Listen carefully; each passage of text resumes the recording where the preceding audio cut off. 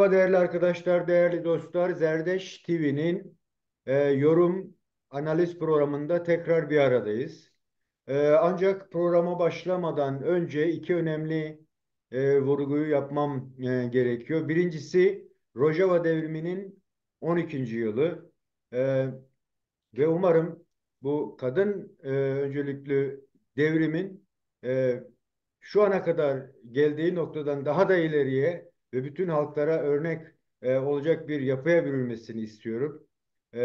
İkincisi ise yine Kobani mücadelesi sırasında Kobani gençleriyle ortaklaşmak isteyen ve onlarla görüşmek isteyen 33 canın IŞİD barbarları tarafından katledilişinin de 9. yıl dönümü. Onları saygı ve sevgiyle anıyorum.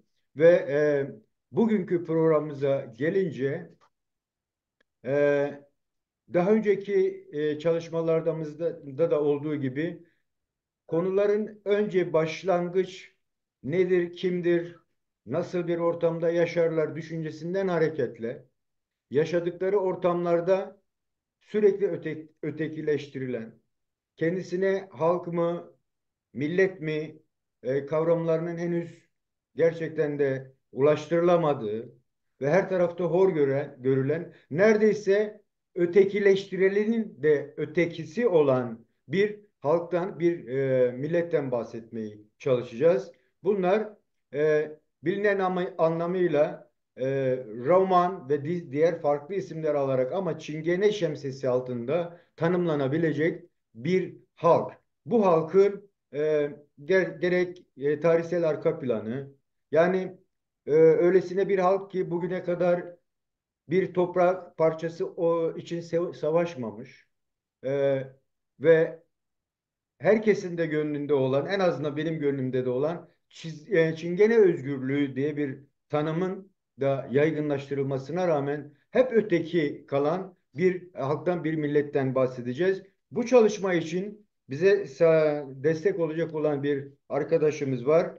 Arkadaşımız Çingene Cumhur diye tanımlayabileceğimiz kendine ismi gibi aynı zamanda bizim klasik vatandaş tanımına göre kendimizi tanımlamanın da dışında tanımlamak isteyen bir arkadaşımız. 41 yıl önce doğmuş. E, İzmir'de 9 Eylül Üniversitesi'nde fakültesinde okumuş. E, Ve son 20 yılda kendi halkıyla ve bu toplulukla e, ilgilendiğini söylüyor. Son 10 yıl ise ağırlıklı olarak Çingene roman tarihi araştırması özellikle de e, bu Holocaust sürecini çalışan bir arkadaşımız. Aynı zamanda STK'larda görev alan ve DEM Partisi'nde de çalışan bir arkadaşımız. Bugün sevgili Cumhur ile beraber bu konuyu ele alıp sizlere onun görünmüşüyle bir aktarım yapmaya çalışacağız. Hocam merhaba, hoş geldin. Nasılsın? Merhabalar Kemal Hocam. İyi koşturmaca. Bugün de bir süreci şey yaptık. Herkese merhabalar. Dün Suruç anmasındaydık. Suruç'ta kaybettiğimiz yoldaşlarımıza, şehitlerimizi buradan sevgi, saygı ve anıyoruz ve devri daim olsun diyoruz. Onların bize verdiği ışık üzerinden devam ediyoruz hayatımıza. İyi ki varlar, iyi ki varız hepimiz. Aynı zamanda Rojava'nın da yıl dönümü, Rojava Kadın Devrimi, e, dünyanın bütün barbarlarına karşı balyoz gibi inen Rojava Kadın Devrimini kutluyoruz. İyi ki böyle bir devrim oldu ve nefes alabiliyoruz bu sayede. E, Bu programı başlattığın ve buradan bir görünürlük yarattığın için de ayrıca Kemal Hocam sana çok teşekkür ederim. E, Bu sesimizin çoğalması biraz birbirimizi hafızasına sahip çıkmakla ilgili. Evet, 41 Hocam yıl. başlamadan Ben girişte bir şeyler anlattım. Yine kendine dair eğer anlatmak istediğin çalışmalarına dair onu da alalım. Ondan sonra çalışmalarımıza Tamam. girelim hocam. Dediğim gibi 41 yıl önce İç Anadolu'da bir yerde doğdum ama benim nerede doğduğum önemli değil. Bizler hiçbir yerliyiz. Aslında bu bizim dünyamızı, evimizin dünya olmasıyla ilgili bir şey. Bizim için o yüzden nerelisin sorusu biraz içimizi burkan bir sorudur. Evet, İç Anadolu'da doğdum. Baba tarafım aptaldır. Dedem hatta düğünlerde e, çalardı. Ee, Anne tarafım Lom Çingenesi.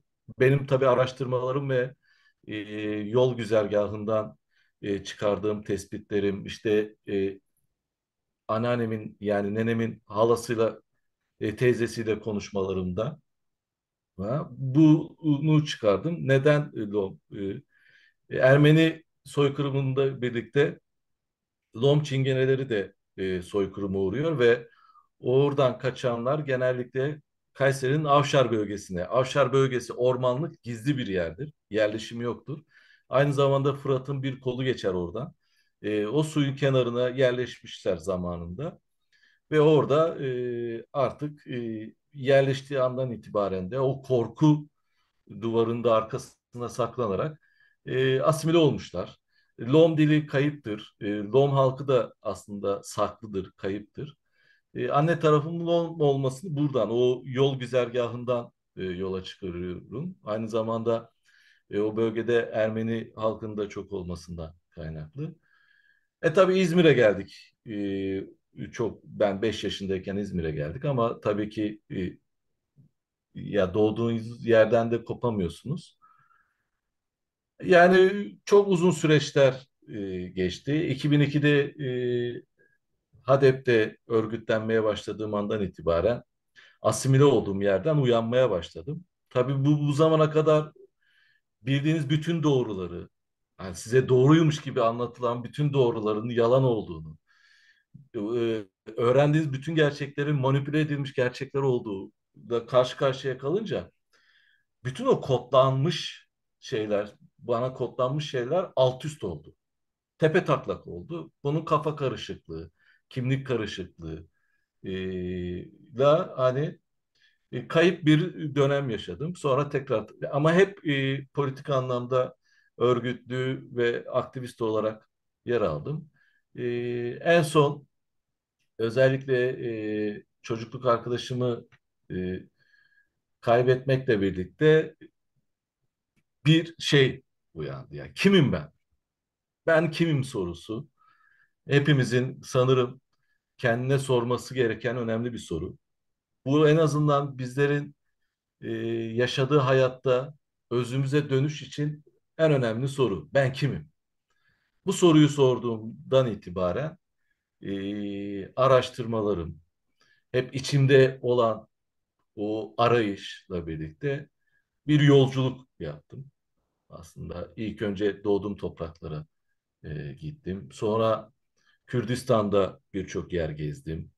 İstanbul, Çanakkale, Edirne buraları gezdim. Tabii doğduğum topraklara gitmek, nenemle ve nenemin teyzesiyle olan sohbetlerimde bir şeyler aydınlandı bende. Oraya nasıl geldiğimizi, aslında anne tarafımın Avşarlı olması, Avşar'da Roman, Çingene ağırlıklı şeylerin olması, dede tarafımın, baba tarafımın, dedemin mesela şey yapması, yavaş yavaş asimile olduğum yerden de bu hem politik bir şey hem de insanın kendi suyunu bulması gerekiyor. Ne olursa olsun unutturulan suyunu bulması gerekiyor. E, Ve etnik kimliğimi bu anlamda belirledim ve araştırmalara başladım. Ben dedim Çingeneyim. E,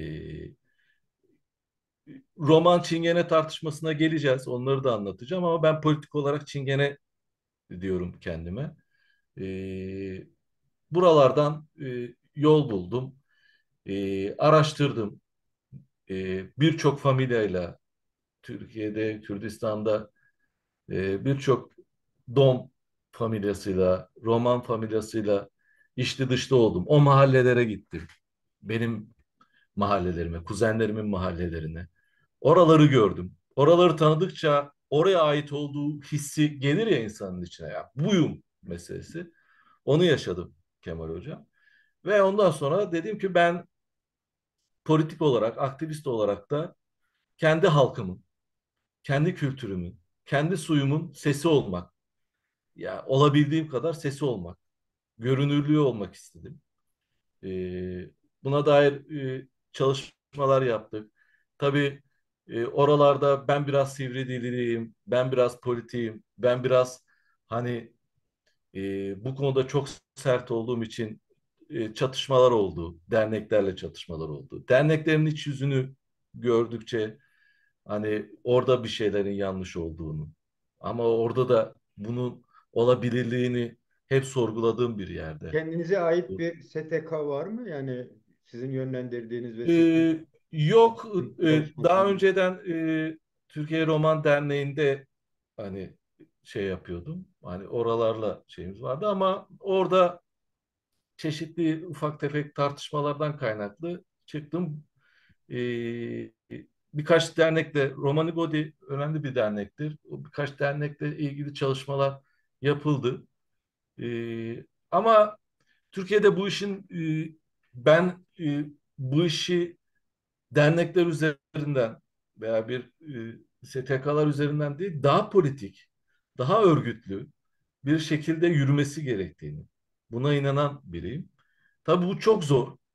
Hani Hocam neden oraya çok? gelmeden o zaman oraya Buyurun. gelmeden şöyle bir bakalım. Yani bu halk mı diyeceğiz, millet mi diyeceğiz? Birinci şey bu. Bir de tarihsel arka plana baktığımızda yani bunlar neden bugün dünyanın dört bir yanındaların arka planına bakmak istiyorum. Yani kimdir, nedir, var mı çıkış merkezli bir yapılanmaları? Yani Hindistan deniyor ama bunları açarsın. Nedir? Ne diyeceğiz bunlara? Kimdir bunlar? Neden gittiği her yerde dışlanan, ikili yani öteki olarak görülen bunun sebepleri sizce nedir? Önce bu tarihsel arka plana bakarsak çok sevinirim. Buyurun. Tamam. Şimdi bizler, Çingeneler, Romanlar, aslında bu isimler bile bizlerin kendine koyduğu isimler değil. Öncelikle onun altını çizeyim. Hep bunlar hani Gaco. Gaco bizde Çingene olmayan demek. Gacoların koyduğu isimler. Çingeneler birçok dil bilimci tarafından e, kabul edilmiş bir şey. Şimdi yazılı bir dilimiz yok. O yüzden Çingene tarihini araştırmalar özellikle 18. yüzyılda başlıyor. 18. 1800'lerde daha doğrusu 1800'lerde ilk araştırmalar başlıyor. E, Ve çoğu dil bilimcinin artık ortak kanaatiyle Kuzey Hindistan'da aslında Hint kökenli bir halk olduğumuz ortaya çıkıyor. Tabii bu Kuzey Hindistan'dan yola çıktığımız, gezginliğe başladığımız meselede genellikle ama genellikle savaş olarak, savaşların olması, e, bizlerin köle olarak bir yerden bir yere satılmamız olarak da gösterilebilir. Kuzey Hindistan'dan yola çıktığımızda yola çıkmadan önce şunu da belirteyim.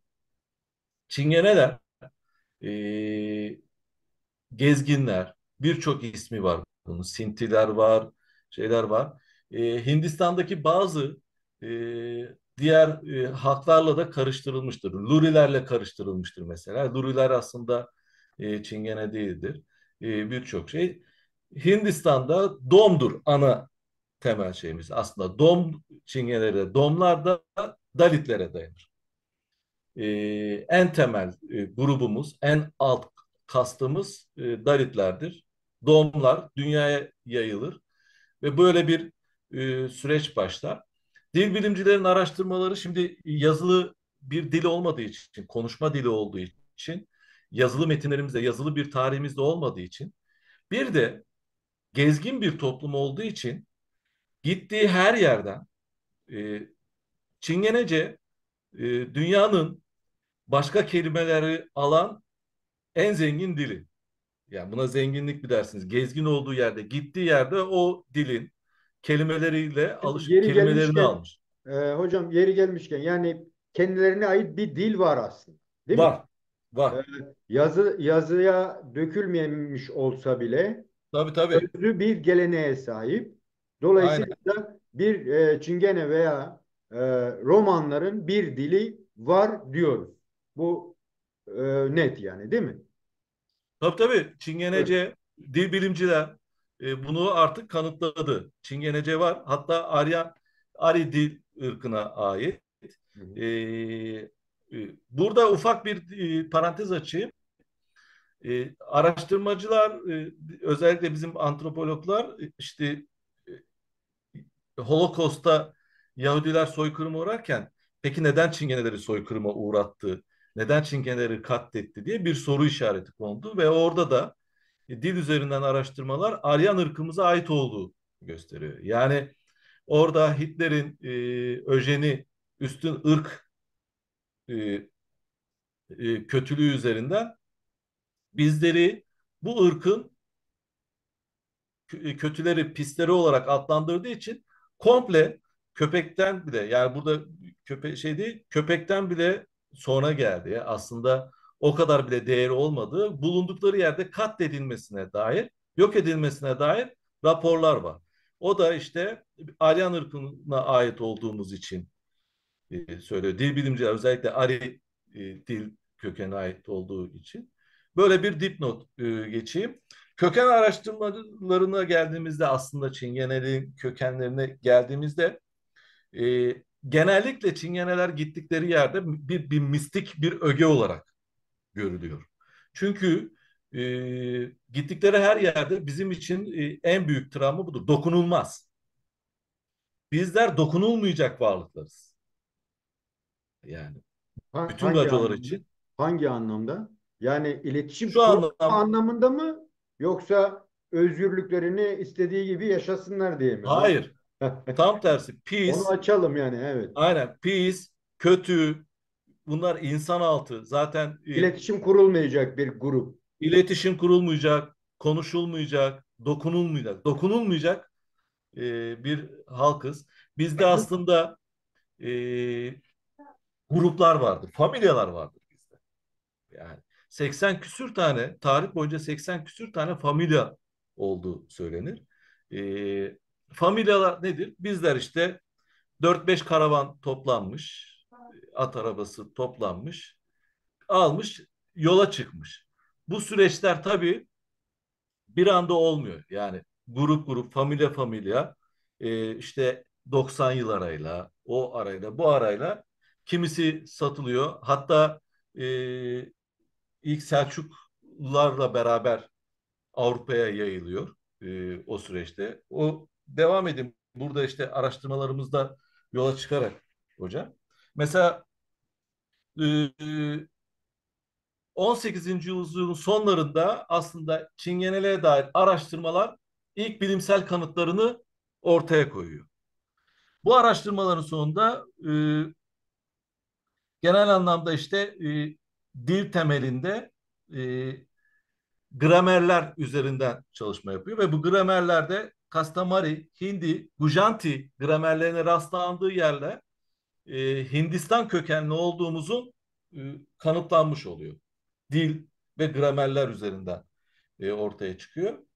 E, Aslında Kuzey Hindistan'a da nasıl geldiğimiz, çünkü Kuzey Hindistan'a da nasıl geldiğimiz hala muamma. Bizim yola çıkış hikayemiz de bir muammadır. Çoğu Onu efsane ben sevgili Cumhur, ben onu sorgulamak istiyorum. Şunu demek istiyorum. Yani e, okumalarıma baktığım zaman Çingelerin en büyük özelliğinin gerçekten de kendilerine ait, burası bizimdir dedikleri bir sabit bir toprak parçalarının olmayışı.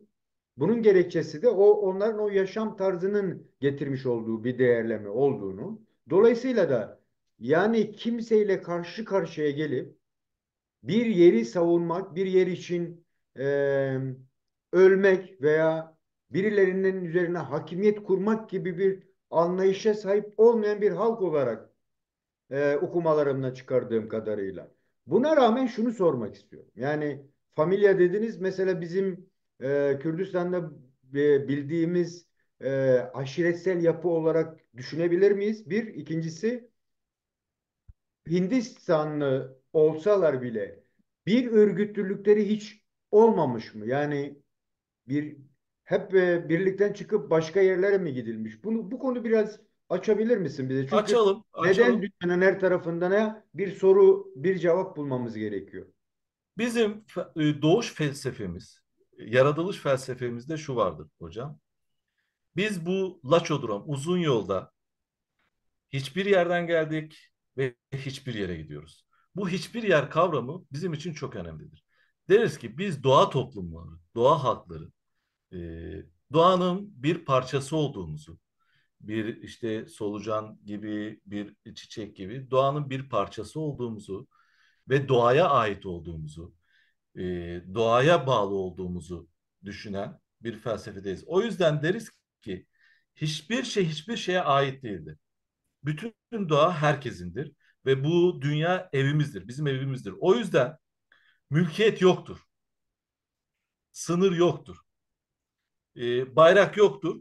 İlk kez işte hadi dediler ki Dünya Roman Derneği bir bayrağımız olsun, bir de marşımız olsun dediler. Hı. O da çok geç. Tamamen gezgin olmamızın tabii altında yatan şeyler de var. Gelmiş işte bir işgalci yaşadığı yere ayak basmış, orayı sömürmeye başlamış, o ormanını yağmalamaya başlamış. Oradan gitmiş. Gelmiş başkası bunları alalım köle olarak kullanalım. İşte Osmanlı'ya satalım. Onlar orada hem savaşçı olarak kullanılıyor. Gitmişler İran'da mesela şey olarak şenlikler işte eğlendirici köleler olarak kullanılmışlar. Bu işin altında ya kölelik var, ya açlık var. Çünkü Hindistan'da iç savaşlar çok yoğun o dönemde. Bu bahsettiğim milattan sonra 9. 10. yüzyıllar. Hani iç savaşların çok yoğun olduğu bir şey. Zaten savaş yanlısı değiliz. Savaşlarda açlık var, şeylik var ve tabii ki işte İran'dan, Ermenistan'dan iş veya şeyler geliyor. Hani iş kolları geliyor. Onlar bunlar geliyor. Ya yani iş var deniyor ve böyle bir şeye yola çıkılıyor. Tabii O bu meslek sürecine ben soracağım da hocam. Yine tamam. kusura bakma bölüyor gibi oluyorum Yo ama yo böyle daha güzel. İnteraktif daha açıklayalım güzel. diye. Bir şey sormak istiyorum. Felsefemiz diye bir tanımlama getirdin. Bir öncül var mı? Bu halkın bu felsefeyi sunan bir öncülünüz var mı? Yani Zerdüş mü, Maniler mi, Yok. Buda mı gibi. Yani ben sormak istiyorum. Bu felsefenin ana çıkış bir şey var mı? Nedir bu? Bu konuda ne Bu söylemek? felsefenin ana çıkış meselesi anacıl bir toplum olmamız. Bizim Ana. annemiz anacıl bir toplum Hı, olmamız. hı, Annemiz Tatula vardır. Efsaneye göre Tatula 9 çocuk doğurur. Ve bu 9 çocuk dikkat edelim. Burada bir şeye dikkat çekeceğim. Doğada bir cinsiyet olmadığı için tabii o zaman modern bir cinsiyet kavramları da kimlikleri de olmadığı için aslında doğada da cinsiyet olmadığı için bizde cinsiyet de yoktur. Cinsiyet ayrımı da yoktur hı. yani. Annemiz Tatula dişil bir toplum olduğumuz için annemiz Tatula'nın 9 çocuğu aslında bir lanet mi denir? Kimi efsanede bir lanet olarak geçer gezginliğimiz. Kimi şeyde hiçbir hayatta hiçbir toprak parçasına sahip olmayacaksın diye lanetler. Biriyle evlendirilir. E, o oranın bilgini midir, şeyi midir, sofusu mudur? Onunla evlendirilir. O evlenmede 9 çocuğu olur. Ama artık zulmüne, onun işkencesine dayanamayıp ondan ayrılır. Bunun üzerine o kişide böyle bir lanet okur. Böyle bir efsane var. Ama temelinde bizdeki sonradan Sarakale'dir, annemiz Sarakale annemizdir şeydir. Bu kişiler aslında e, e, sonradan gelmiş annelerimizdir. Ama biz de aslında doğuş üzerine öyle şeyimiz yoktur. Bir tanrı, bir mit şeyimiz yoktur. Tamamen doğadır. Bizim annemiz de doğadır. Doğadan alırız biz her şeyi. Yani.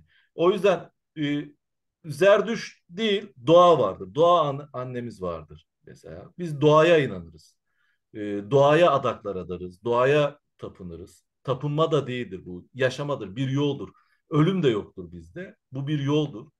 Zaman ve mekan değiştiririz sadece. Çünkü doğada da ölüm yoktur. Son yoktur doğada. Sen doğayı ektikçe o sana bir şeyler verir. Hep bir devir dayım, hep bir aktarım vardır. Öyle söyleyeyim. Bizim aslında inanışımız doğanın kendisidir. Peki Onu söyleyeyim. şöyle bir şey daha söyleyeyim. Yani özellikle de kendin de söylediğin yani Doğu, Kuzey Hindistan gibi bir bağlam var elimizde ve oradan göçmeler var. Dolayısıyla e, inanç merkezli grupların da çıktığı bir bölge aynı zamanda ve bir de e, inançların birbirleriyle etkileşimini de düşündüğümüzde 1600 bin kaçlarda çıkmışlar dediniz. E, 1800'lerde ilk araştırmalar bilimsel olarak ortaya konmuş. Ama 1800 onların ilk çıkışı belirli ilk mi? çıkış orada net bir tarih veremiyoruz. 9. milattan sonra 9. ve 10. yüzyıllarda. Yani dolayısıyla yani tek tanrılı dinleri de düşündüğümüzde bunlar da eğer e, yayılmacı bir yani gidiyor yani eğer dediğin anlamda bir şey yoksa mülkiyet kavramı gelişmiyorsa bulunduğu yerden rahatlıkla da çıkabilme olasılığı var. Dolayısıyla e, bu inanç merkezinden mutlaka farklı etkilenimler olmuştur diye düşünüyorum. Var mı böyle belirli bir inanç sirkülasyonu var mı? Yani şudur budur dememek için söylüyorum ama bu etkileşimler de var mı? Bunların bu özgürlük kavramını nasıl etkiledi sence?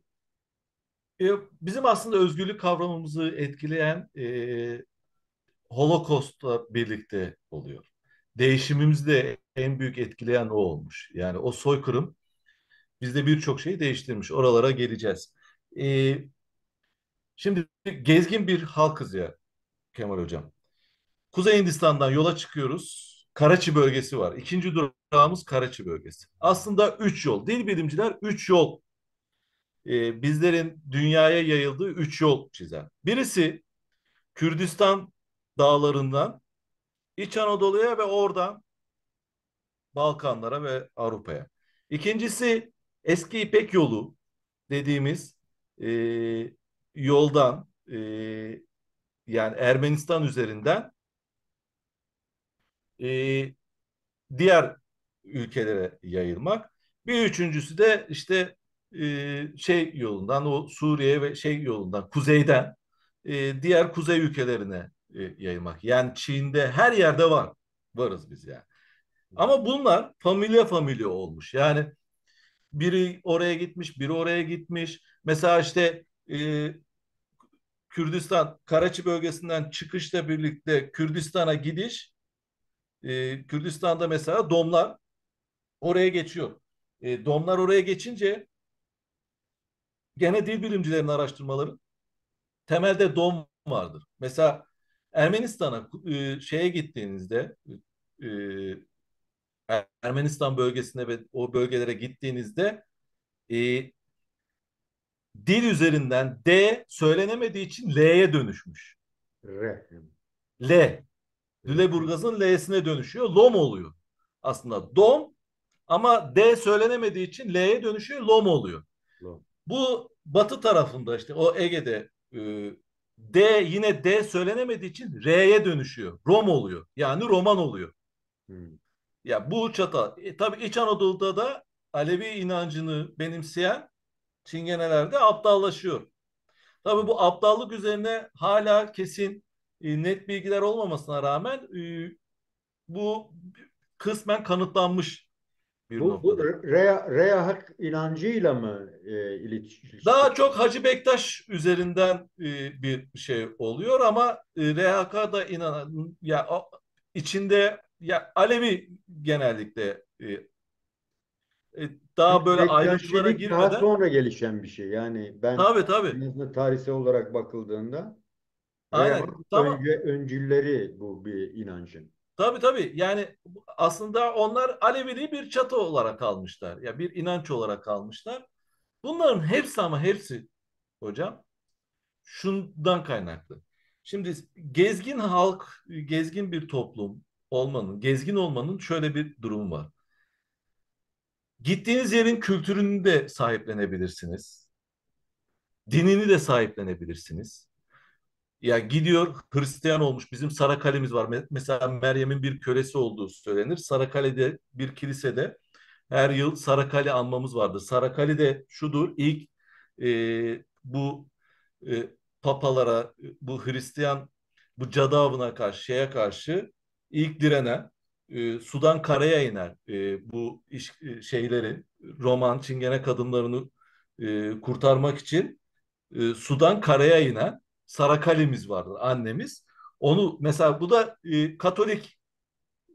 Şimdi Katolikleri var, Ortodokslar var, Yahudi olanlar var. Hatta şöyle söyleyeyim, bizim efsaneye göre bizde Baba Fingo dediğimiz bizde baba nine anlamına geliyor. Nine Fingo'muz var. Nine Fingo'muzun ailesi var. Musa'nın yanında tiranlara karşı savaşmıştır. Ama e, Musa denizleri yardığında efsaneye göre sular altında kalıyoruz biz. O yüzden Kagawa şenliğimiz de dikkat edin. Her yıl Kagawa şenliğinde suya gideriz ve Baba Fingo'ya dilek dileriz. Baba Fingo bizim dileğimizi yerine getirecek. Aslında Nine Fingo meselesi. Bu inançlar meselesi de biraz böyle kültürel. Mesela şöyle bir örnek vereyim. Kürdistan'da gidiyor bir Kürt dedemiz de şey yapıyor. Kürt dedemiz karpuz ekmiş. Şey yapıyor. Geliyor bizim dom çingenesi o karpuzu alıyor yiyor. Çünkü bizde de hırsızlık diye bir şey yok ya. Öyle bir Herkes her kavram şey yok. herkesin anlamında. Aynen. Öyle bir kavram yok. O da diyor ki bak diyor ben diyor bu karpuzu diyor emek harcadım, şu kadar para harcadım, şunları yaptım, bunları yaptım. Sen alıyorsun bunları hani bu işte şey diyor yani bu aslında hırsızlık diyor. Ha, öyle mi diyor? Ya ben de hırsızlık diye bir kavram olmadığı için. O zaman diyor ben de sana diyor kalaylarını tamir edeyim. Nallarını tamir edeyim sen bana karpuz ver. Dişini yapayım sen bana karpuz ver. Atıyorum işte geleyim düğünlerinde çalayım sen bana karpuz ver. Benim e, dövmelerim yapıyor. Dövme yapayım sana sen bana karpuz ver. Ben hani böyle takas. Bizde takas hep vardı zaten. Hı hı. Böyle etkileşim oluyor. Böyle kelimeler alıyor. Bir de Kürtçe Domanice ile çok benzer. Neden? Aynı Ari dil, Hint-Avrupa dil grubuna dahil Hint, yani. Avrupa dil kökenine ait olduğu için birbirleri çok alışveriş yapmışlar. Kolay şey yapmışlar yani. Şimdi sadece Kürtler özelinde değil de çünkü Persler var. O geçiş Aynen. düzgesi içerisinde. Türkler kolu var. Tek tanrılı dine geçişle beraber işte Musevilik, Hristiyanlık, İslam duygusu var. Şimdi deminki tanımlamanız yeni bir soru sormamı gerektirdi açıkçası. Bir, yani dediniz ki mülkiyet güdüleri olmadığı için her şey herkesindir düşüncesi onların yaşamını belirleyen bir durum. Ama süreç içerisinde bakıyoruz ki e, sürekli hareket halinde değil, yaşadıkları yani sabitlendikleri, yerleştikleri alanlar da olmaya başlıyor. Bu belki de kentleşmeyle beraber mi diyebiliriz artık belki de savaş sirkülasyonunun olmadığı bir süreç mi diyelim. O noktada sanki dinsel etkileşim, kültürel etkileşim vesaire artmaya başlıyor. Buna rağmen sanıyorum o mülkiyet kavramı yine gelişmiyor. Yok. Diyebilir miyiz? E, Bu şeyi getirmiş sonuç içinde. kendilerini var edebilmeni için gittikleri her ortamda belirli mesleklerle tanımlanma. Bu konuyu bize biraz açabilir misin? Neden? Yani işte nalcılık gibi, sepetçilik gibi, kalaycılık gibi ana mesleklerle anılmaya başlanmış. Bu konuda bize neler söyleyeceksin hocam? Onun bu çok derin bir şeyi var. Aslında bir travması var. Bizim geleneksel mesleğimiz ikidir. Nalbantlık ve kalaycılık. Bunlar gezgin meslekleridir. En temel, en genel geleneksel mesleklerimiz. Şimdi romanlarda bizim diyorum ya, domlarda dişçiler var, aşıklar dediğimiz çalgıcılarımız var. Lomlarda çok güzel müzisyenlerimiz var, halıcıları var. E, Romlarda sepetçiler, bisikletçiler, şeyler. Bunlar neden? Şimdi gittiğiniz toplumlar sizi kabul etmeyince siz onların yani bu mesleklere yöneliyorsunuz. Yani çiçekçilik, Rom orada seni ne memur yapmışlar ne şey yapmışlar. Zaten okuma oranı eğitime de hani bir yandan hani ilk e, papusamız var bizim taş bebeğim mesela. İlk okuma yazma öğrenen Çingen annemizdir. Ee, Okuma yazma da gezginlikten kaynaklı. Çünkü okuma yazma eğitimi olduğunda siz bir yerde kalıyorsunuz. Kaldığınız zaman dışlanmaya başlıyorsunuz. Ya birbirini çok fazla e, etkileyen ve birbirini öteleyen çok fazla done var. O yüzden o da hayatta kalabilmek için ne yapmış? Çiçekçilik. Doğadan öğrenmiş çünkü. Bir çiçek nasıl yetişir, nasıl şey yapar.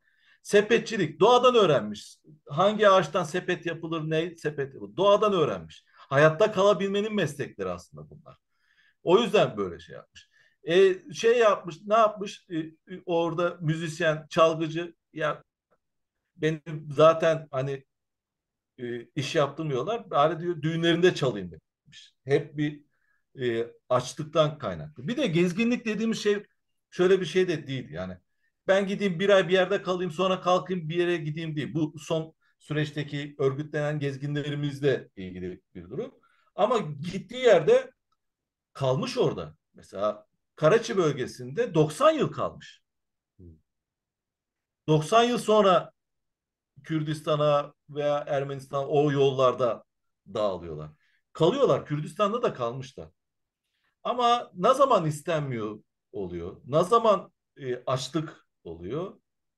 Gitmek zorunda kalıyor. Hep modernleşen, devletleşen, kentleşen dünya ile birlikte sınırlar doğuyor. Sınırlar doğuyunca artık gidemiyor. Ve ne olmuş oluyor? Yerleşik hayata geçmek zorunda kalıyor. Yerleşik hayata geçtiği andan itibaren asimilasyon. Bizlerin kırımı yerleşik hayattır. Aslında bunun nedenlerini de o güvenlik duvarıyla falan anlatacağım. Ama dediğim gibi e, gitmiş. Biz amacımız şu. Biz kendi neşemizi, müziğimizi, dansımızı, ritmimizi. Çünkü doğa güzel bir şeydir, neşeli bir şeydir. Savaşlar bunlar kötü bir şeydir. Biz insanlara bunları yayalım. Dil, cinsiyet, ırk, ten, rengi ayrımı yapmadan birbirimizle şey yapalım. E, iletişim halinde olalım. Onlar beni tanısın, ben onları tanıyayım. Böyle bu durum varken şu hale gelmiş. Bu iş tek taraflı hale gelmiş. Kendini korumak için onun dinini benimsemiş. Kendini saklamak için onun kültürünü benimsemiş. Aç kalmamak için, dışlanmamak için. Ama bir taraftan da bakıyoruz İspanya'da mesela Arjantin tangosunu yaratan bizim ritmimiz. Bir taraftan da alttan alta kendi kültürümüzü, kendi neşemizi sürekli vermeye çalışıyoruz. Ama tabii bu birçok çelişki doğuruyor. İspanya İstersen derken bir de Latin Amerika ile böyle karşılaştırdığımız zaman bu İspanya'nın o dönemin sömürgeci ülkesi olmasıyla da ilişkili bir şey mi, yoksa Romlar veya Çingeneler orayı kendileri mi nasıl oralara, orada da çünkü Çingenelerimiz var. O ya konuda şimdi buna ara dair bir bilgi olarak ha. araştırmalarımda şimdi şöyle söyleyeyim, hemen o araştırmalarımda üç grup var aslında, en temel gruplarımız. E, Yani bu altında da açılan üst böyle üç temel grup. Çoğu dil bilimci de bu grupların aslında daha fazla olduğunu söylüyor. Ama temel anlamda kabul edilmiş kaldera, kalderaş çingenelerimiz, gitano çingenelerimiz e, ve manuşlar e, sınıflandırması yapılıyor. E, Klebert'e göre, araştırmacı Klebert'e göre Caldera, Gitano ve Manuşlar aynı kökten gelen ve aynı kanı taşıdıkları üç ana çingene grubudur. Bunlar üç ana çingene grubu. Bunun altında da ayrılanlar var. Ee, Mesela burada da araştırmalarda kaldera çingenelerini görüyoruz. Kaldera çingenelerin açıklamasını da şöyle yapıyorlar. Şimdi bu grupların da biz çingene familyaların da kendi içinde gerçek çingene benim, yani gerçek, hayır gerçek çingene benim kavgası olmuş. Mesela kaldera çingeneleri böyle şeydir yani, burunlarından kıl aldırmazlar ve şey derler, yalnızca kendilerini gerçek çingene olarak görürler. Ee, e, Mesela kaldera çingenelerin ana mesleği kazancılık, kazan yaparlar. Mesela kaldereç çingeneleri. Bakın görün, kaldereç kazanları meşhurdur. Yani dünyada da şey vardır. Ee, e, Balkan Yarımadası'nda yerleşiyorlar. Sonra da Orta Avrupa'dan Fransa'ya geçiyorlar kaldereç çingeneleri. Burada da kaldereçte alt gruplara ayrılıyor hocam. Lovariler, e, Boyhalar, Luri, Luliler, Lavoriler Macaristan'da uzun süre kalan, e, aslında Fransa'da da Macar adıyla çağrılırlar. Macarlı olduklarını. Macaristan'da uzun süre kaldıp Fransa'ya geçtikleri için öyle demişler Lovarilere. Boyhalar Transilvanya'dan gelmiş. Mesela Transilvanya'ya gidiyor, oradan Fransa'ya geçiyor. E, Mesela bunlar da bizim sirk, hani o sirkçiler var ya, onlar da boyhalar, Transilvanya çingeneleri, hayvanları evcilleştirmek, onları bir gösteri ustası haline getirmekle meşhurlardı. Tabii burada şiddet kullanmıyor. Bizler hayvana, o bahsetti ayı oynatmaları falan, o hani öyle bir şey yok. Tamamen bu onunla kurduğu iletişim, onu çocuğu gibi görmesi. O da familyanın bir üyesi oluyor ve yapması gerekeni yapıyor. Onun görevi dans etmek, diğerinin görevi şarkı söylemek gibi bir durum. E, Luri ya da Luliler dediğimiz şeyler var. Burada e, Luri ve Lulilerin şöyle bir farkı var. Firdevs, İran şeyi, bu eğlendirmek için, işte savaşlardan kaynaklı halkını eğlendirmek için bir köle alıyor. Bunlar Luriler, aslında bunlar Luriler Çingene değil. Ama e, bu sebeple Çingeneler de köle olarak şey yapıldığı için onları da Çingene olarak görmüşler. Luriler Çingene değil ama Fransa'daki Kaldera Çingeneleri kendini Luri olarak, Firdevs'ten aldıkları şeyle, doneyle kendilerini Luri olarak görüyorlar. Bir diğer araştırmalarımızda işte Çurarililer var. Bunlar da e, bu işte Çaralilerin bir farkı var. Diğer Kaldera çingeneleri gibi kendilerini görmüyorlar. Onların içinde de böyle bir yarış var. E, Geçmiş dönemde at satıcıları aslında. Yani bir nevi de şey ya, zamanın en güzel atlarını hem yetiştirip hem de satan şeylerdir. E, Türko-Amerikalılar, bu da bizim koyduğumuz isim değil. Bu dördüncü grupta. Onun sebebi de, şimdi Avrupa'ya göçmeden önce Kürdistan üzerinden Orta Anadolu, Orta Anadolu'dan Ege'ye yayılıyoruz ya. Şimdi oradan geçtiğimiz için zannediyorlar ki Türkiye'den geliyoruz. Hmm. Amerika'dan da gelenler var. Zannediyorlar ki bunlar Türko-Amerika. Bizi öyle zannediyorlar. Halbuki değil. Bunların da kendi içinde biraz böyle üstencilikleri, gaco halleri vardır. E, istiyorsan hani uzundur. Cintanoları, manuşları da Şimdi ben anlatıyorlar buradan da. şeyi ele alabiliriz hocam.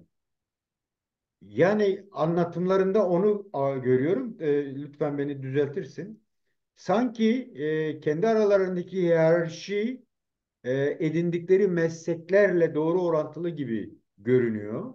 Dolayısıyla da Anadolu'daki yapılanma ile Avrupa'daki, Orta Avrupa'daki yapılanma veya Latin bölgesindeki yapılanma da biraz farklılaşıyor gibi görünüyor. Yani buna rağmen sanıyorum yerleşik hayatta sıradan bildiğimiz halklar gibi, yani dedin ya sınırlı olan işte ulus devletin çıkışıyla da tekleşen, tek ülke, tek devlet, tek bayrak adı altında bunların etkileşimi nasıl olmuş? Yani çünkü eğitim süreci başlıyor. Sıkı bir uluslaşmayı gerektiren özenle hazırlanmış eğitim süreçleri var. Yani burada şunu anlatmaya çalışıyorum.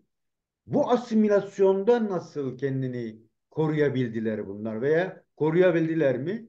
Koruyamadılarsa neden? Bu konuda bize Ya koruyanlar var, koruyamayanları var ama burada en büyük sebep, ama en büyük sebep insan altı varlıklar olarak görülmemiz. Gittiğimiz her yerde faşistinden tut, komünistinden tut, şeyinden tut, bütün devletler tarafından katledilmişiz. Sovyetler bile ekonomik kriz yaşıyor. İlk elekten bizleri geçiriyor. Biz çingeneleri geçiriyor. Zaten şeyde. Şimdi burada çok önemli bir ayrıntı var Kemal Hocam. Ona değinmem gerekiyor buyurun. benim.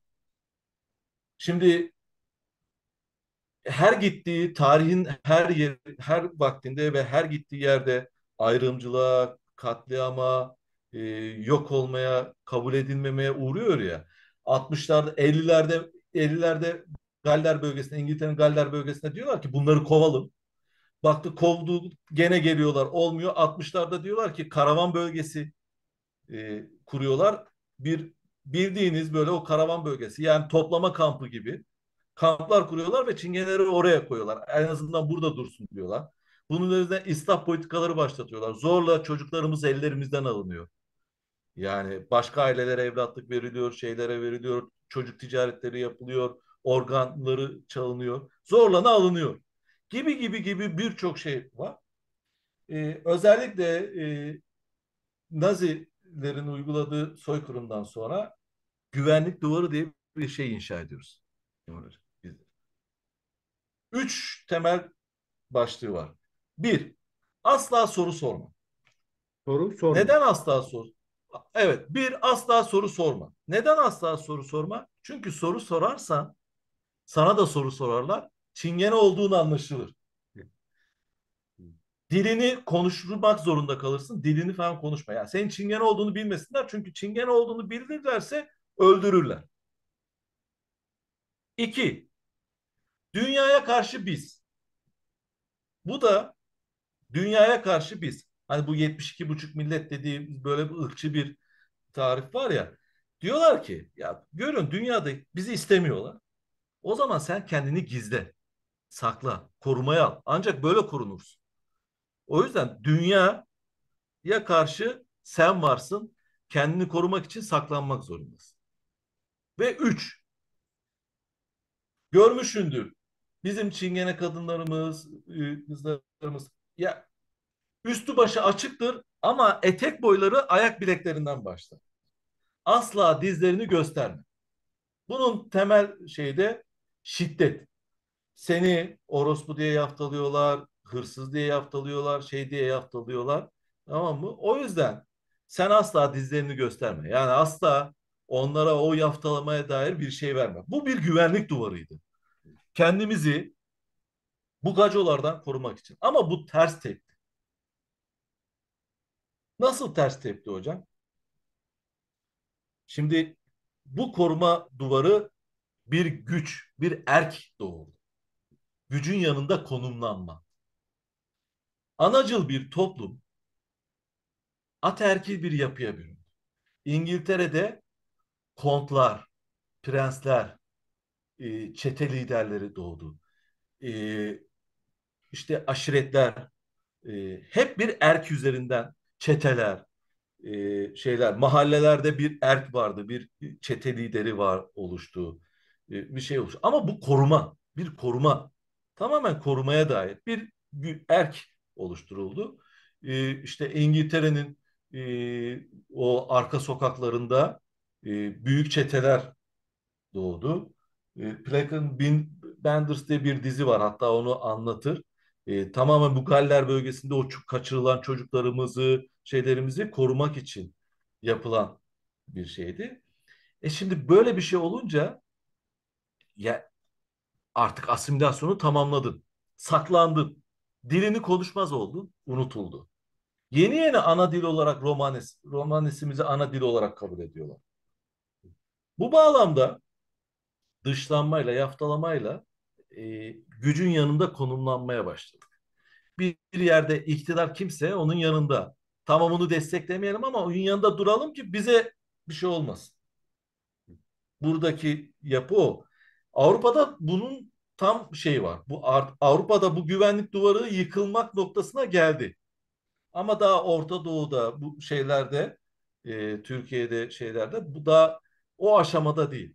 Avrupa'da neden örgütlü çalışma daha hızlı ve daha etkin ilerliyor? O güvenlik duvarını yıktığı gibi.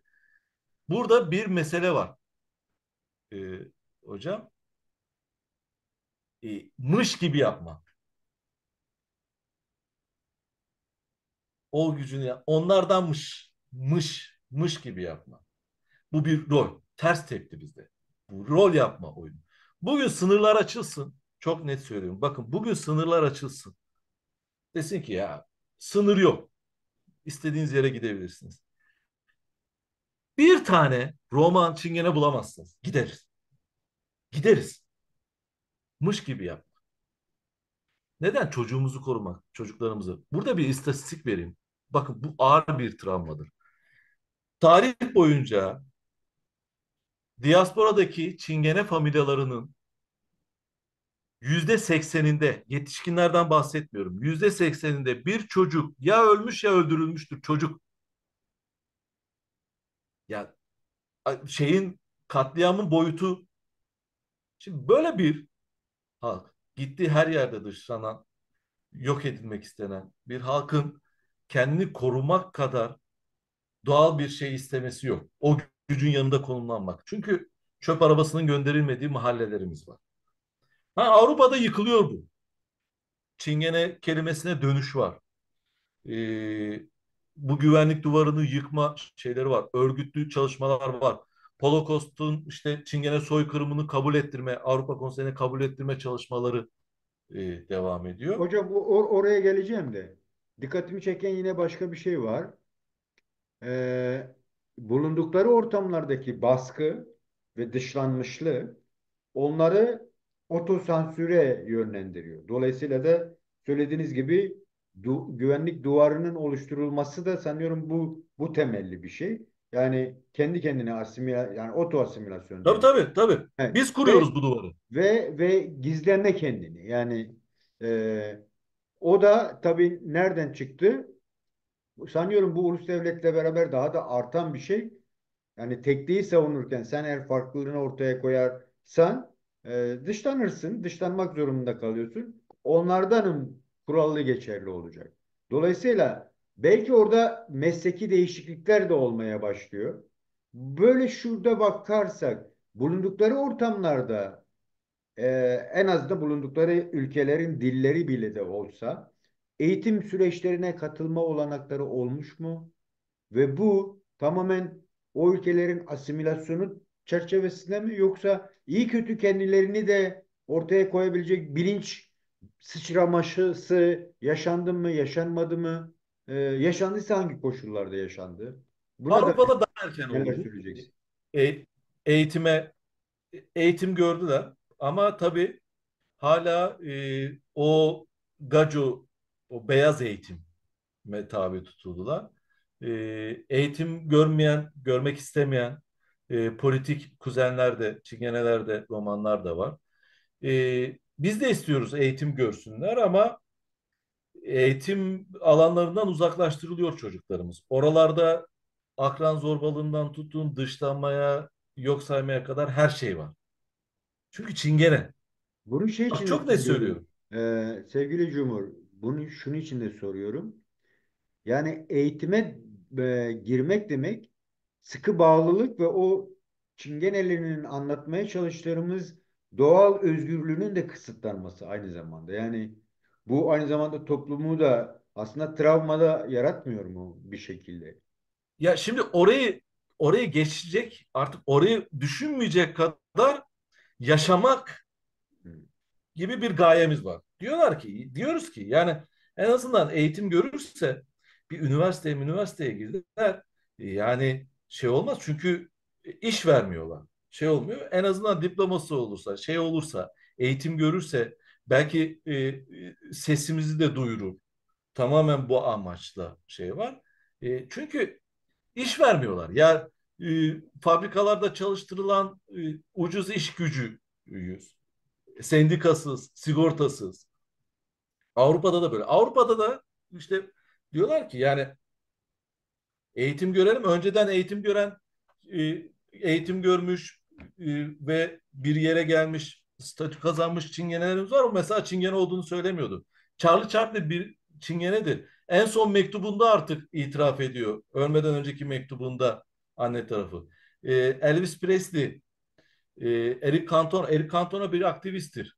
E, Hiç bunda gizlememiştir. Elvis Presley'sinden tut şeye kadar çok fazla. Neşet Ertaş bir aptaldır. Alevi çingenesidir. Gibi gibi gibi böyle.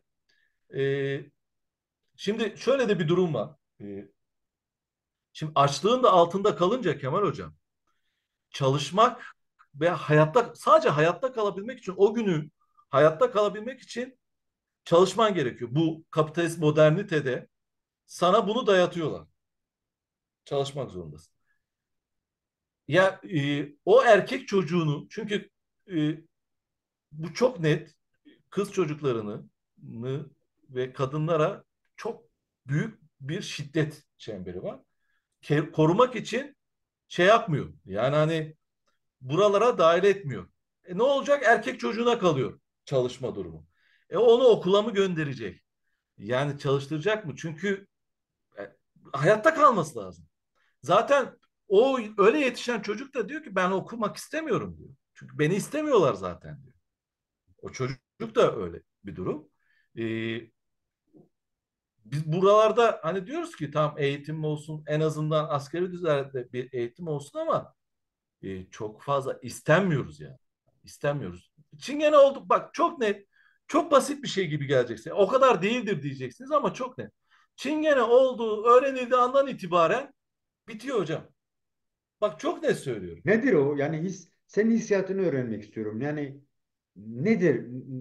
Ne hissettiriyor bireye bu davranış? Ya Ve çok bu travmatik davranışın temel şeyi ne? Yani temel şeyi çok travmatik bir şey. Ben 30 yıllık dostumu bitirdim. Ben Çingene olduğumu öğrendiğim andan itibaren hala aynı o şey bakışı ya.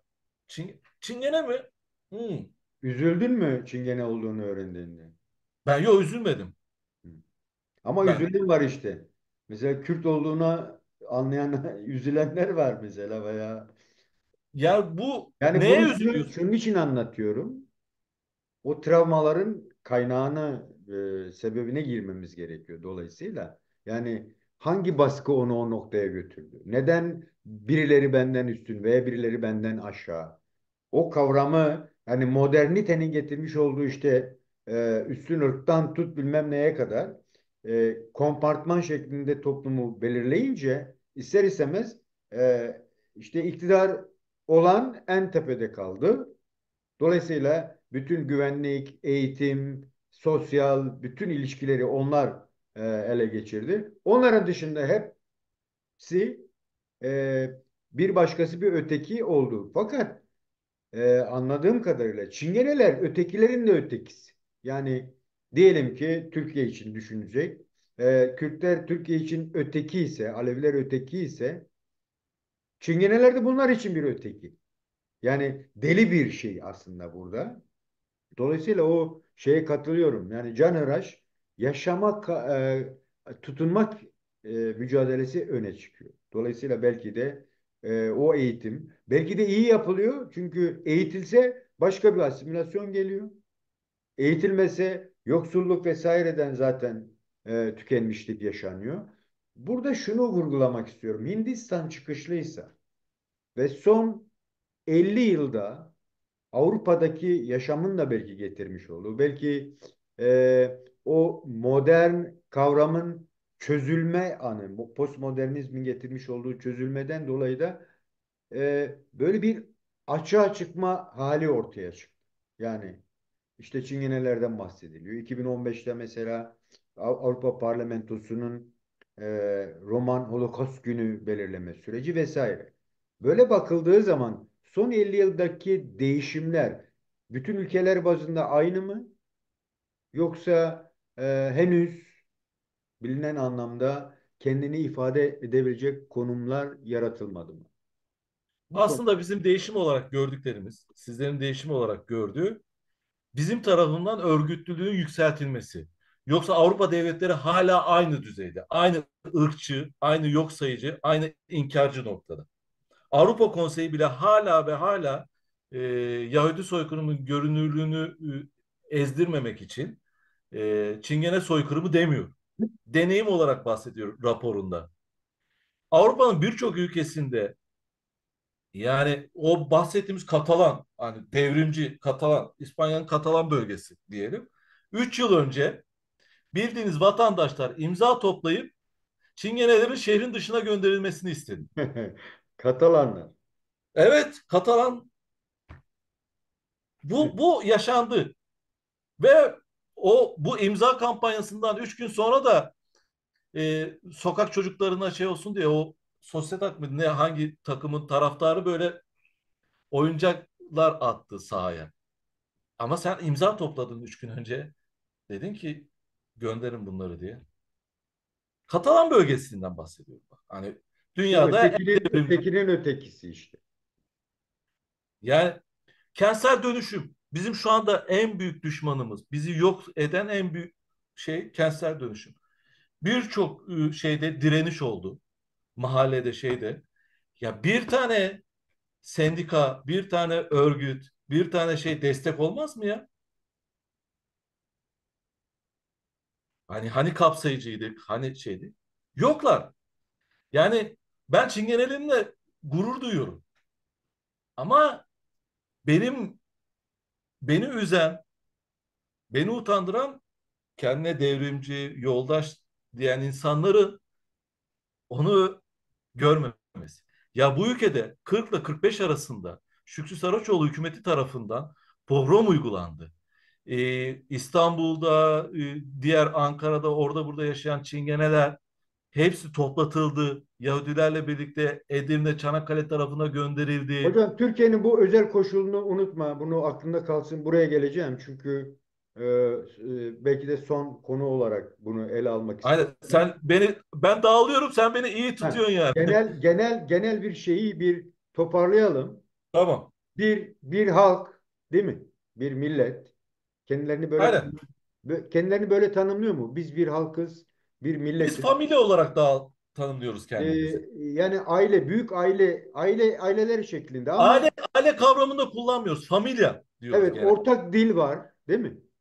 Evet, Ortak. oraya geleyim. O Heh, ortak dile geleyim mesela. Ben parantez açayım sana hemen. buyurun, buyurun. Ortak dilde Brezilya'daki bir Çingene ile Romanla bu Türkiye'de tarla başındaki bir Romanes konuştuğunda çok farklı lehçelerdir. Mesela şeydir.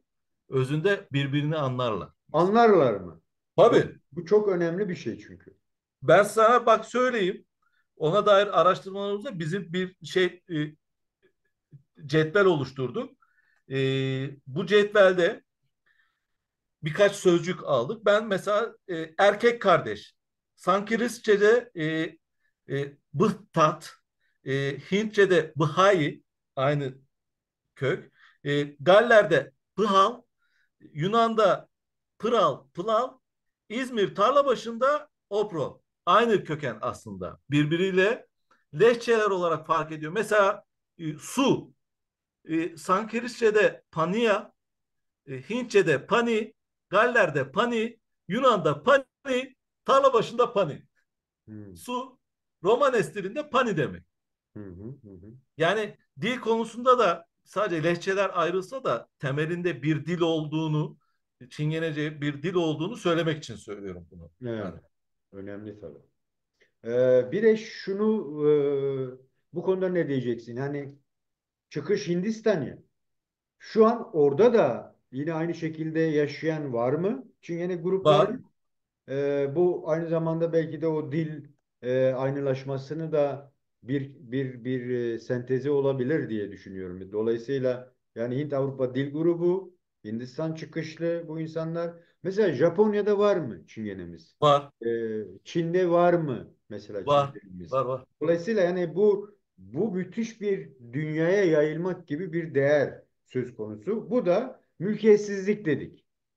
Buna rağmen ama son 50 yılda sanki bir yerleşme hali var mı, yok mu? Böyle bir gidişat var mı? Bu Çingenelerin o bahsedilmiş olan doğallığından kaynaklanan özgürlüğüne ne getirecek? Ket mi vuracak? Onu yaşamasını büyütecek mi? Bu konuda bize neler söyleyeceksin? Şimdi bunun çelişkileri doğuyor. Bu şey ya zorunlu kılıyoruz. Yani bir yere tıkanmak, bir yere yerleştirmeye zorunlu kalıyoruz. Çünkü ağır şiddetler var. O sınırlarda inanılmaz katliamlar dönüyor. Çok fazla hani e, katledilen kuzenim var. O yüzden bir de artık şey yani hani kapitalist moderniteyle birlikte inanılmaz bir açlık, inanılmaz bir fakirlik şeyi var. Ve bir yere yerleşiyoruz. Sorun da şuradan kaynaklanıyor. Yerleştiğimiz yerde kendi kültürümüzde yaşamak istiyoruz. Yani o yüzden bu da işte oranın gacosuna ters. Hmm. Kabul etmiyor. İstemiyor. Ya ben hani orada çünkü hani gelecek diyor beni işimi elimden alacak, şey alacak. Biraz böyle e, mülteci olarak da görülüyor. Hani bir tek çok az yerde vatandaşlık alıyor. Ona vurgu yapmadık. O önemli bence. Bulundukları ülkelerde vatandaşlık veriliyor mu? Yani nüfus kağıtları var mı bu insanların? Bunu unuttum. E, Hatırlattığın için teşekkürler. Yani. Olan yerler var ama bu konuda benim bir Çingene ninemin sözü vardır. Bizim çok fazla hayaletimiz var. Hayalet ne demek hocam? Kimliksiz çok fazla Çingene. Kürdistan'da hala erkek çocuğunu askere gitmesin diye nüfusa kaydettirmemiş domlar var. Avrupa'nın birçok yerinde e, kabul edilmeyen, vatandaş olarak kabul edilmeyip kimlik verilmeyen şeyler var. Orada doğan çocuk e, nüfusa kayıt olamıyor çünkü e, Avrupa'da. Avrupa'da birçok yerde. Hayaletlerimiz çok bizim. Bu Ama vatandaşlık. çok önemli Türkiye bir şey. Çünkü eğer yerleşik hayata geçecekse, değil mi? Ve o yaşanılan ülkenin içinde kendine yaşam bulacaksa o dediğim gibi bu ulus devletin tanımlamaları var. Yani işte sen şuysan bu olursun. Dolayısıyla yani böyle resmi de bir sadece halklar arasında değil aslında. Sadece iktidar olan anlamında değil. Hukuki olarak da bir dışlanmışlık ki çok önemli diye düşünüyorum ben bunu. Unuttum zaten soramadım. E, Yok mu buna dair bir çalışma? Yani neden millet yani halk Çingene halkı kendisi mi çekiniyor bunda yoksa istendiği halde verilmeyen bir hak mı? Nasıl yorumluyorsunuz bunu? örgütlü bir şekilde çalışmalar var. Bizim mesela gezgin çingenelerimiz var. Buna dair bir örgütlü çalışma yapıyorlar ve bir dayanışma ağı kuruyorlar. Yani Hollanda'nın milletvekilleri falan, Hollanda'nın parlamentosunda yer alan böyle kelli felli insanlar taş alıyorlar. İnternetten büyük kayalar alıp bizim gezginlerimizin karavanlarını koyacağı yerlere koyuyorlar ki gelmesinler diye. Orada yaşayanlar da dair evet vatandaşlık veriyorlar ama kısmi dediğimiz bir vatandaşlık, şartlar belirli, şeyler belirli ve üçüncü, dördüncü yani sınıf olarak görülüp ve zaten onlar gettolarda. Avrupa'da birçok yerde gettoda bizler varız zaten. O gettolarda inanılmaz bir dışlanmışlık var. Avrupa'da çok fazla ırkçı e, temeller çok fazla olduğu için e, şeyde bizim ama roman örgütlenmesi, özellikle Avrupa Roman Federasyonu olsun, işte bu parlamentoya bir yazı gönderiyor. İnsan haklarına başvurularda bulunuyoruz olabildiği kadar. Sürekli ama sürekli o raporlar gönderiyoruz, başvurularda bulunuyoruz. Yani birçok yerde program uygulanıyor. Roma'da, İtalya'da programlar uygulanıyor. Bunları rapor ediliyor, raporlar insan haklarına gönderiliyor. Ama Avrupa'da hocam büyük bir politik ikiyüzlülük var. Ya ya bunu ben şimdi gerçekten bu komik gelecek ama ya Çingene olmamız onlar için korkutucu bir şey ya. Ya gerçekten böyle. Kuralları, kanunları en son işte bugün ya böyle bir yasa olabilir mi? Bir tane hatta o sosyal hizmetli gizliden mesaj atıyor. Diyor ki hani hiç öyle anlatıldığı gibi değil. Deniyor. Bu yasa gereği işte biz çocuklarınızı ilk önce şeye tabi tutuyoruz. Eğer çok fazla şiddete maruz kalıyorsa alıyoruz diyor. Bahanesi de hazır. Hayır diyor. Sosyal hizmette attığı mesajda diyor ki ben bizzat gözlerimle gördüm. O ailelerden şiddet uygulayarak çocuklarını kaçırdık biz diyor. Yani hiçbir neden sunmadan çocuklarımızı alıyorlar. Islah politikaları. Bu ıslah politikaları o kadar kötü, o kadar korkunç ki. Yani 2024 yılında hala ve hala birçok Avrupa ülkesinde bu var. Çocuklarımız ters kelepçeyle alındı. Ters kelepçe hocam. Fotoğrafı var. Yani çok basit. Çingene olmamız yetiyor bunlar için. Korkutucu bir şey. Asla istemiyorlar. Ya ona rağmen çok iyi bir örgütlenme, iyi bir şey var. Hani diyor ki bunlar bizim istediğimiz gibi olsun. Müzik yapsınlar, o yapsınlar ama aman ha yani hak aramasınlar. Peki sevgili Cumhur Hocam, ben bir de şu konuyu ele almak istiyorum. E, Son yıllarda en azından, belki de son 40 yıl içerisinde ben en azından görebildiğim kadarıyla bir de dünyalı olmanın getirmiş olduğu. Yani hani bazı şeyler çok olumsuz giderken bazı şeyler de olumluya doğru da akış var tabii ki. Yani bütün zaten bu bilinçlendirme, bilince çıkarma çalışmaların kökeninde de bu yatıyor. Ve bir süre Romanya bir kavramı, Roman ve Romanya kavramı oluşturuldu. İşte Çingenlerin bir araya gelip Romanya'yı kendilerine üs belirleyip başkent olgusunu ortaya çıkardıklarını görüyoruz. Burada yani şey söylemeye çalışıyorum. Sadece oradakilerden bahsetmiyorum. Dedik ya Çin'de de var, Hindistan'da da var, işte Meksika'da da var. Bunu gerçekten zemin toplumsallaştırdı mı? Yoksa söylem düzeyinde ilk hani çalışmalar başlar ya söylem düzeyinde işte manifesto oluşturursun böyle yaparız. Nasıl bir şey doğurdu bu? Bu konuda bize neler söyleyeceksin? Yani başkentliklik kavramı Çingeniler arasında nasıl karşılandı? Bir değer buldu mu?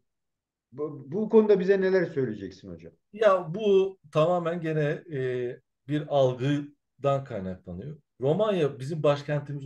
Romanya'da çok ağır programlar uygulandı.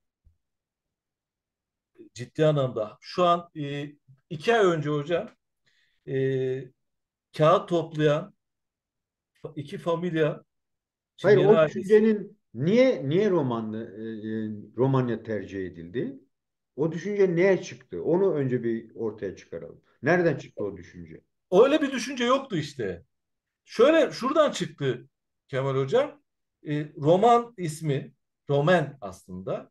E, Romanyalı demek. Bu Roman insan demek şeyde.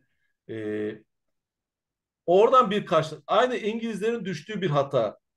Gipsi Çingenece aslında Mısır Giypat Mısır kök kelimesine İngilizcesine tekabül eden bir şey. Bizim Mısır'dan geldiğimizi düşündükleri için bize Gipsi demişler. Ama çok önemli bir şeyden bahsediyorsun. Yani tanımlanma ile örgütlülüğün birbirine karıştırıldığı bir nokta sanki. Aynen aynen. Yani Bunu zaten bunun araştırmalarını bu aslında gacoların aklına işlenen bu yanlış bilgileri bizim işimiz iki kat daha zor. Bir kere bu yanlış bilgileri yıkmak zorunda kalıyoruz.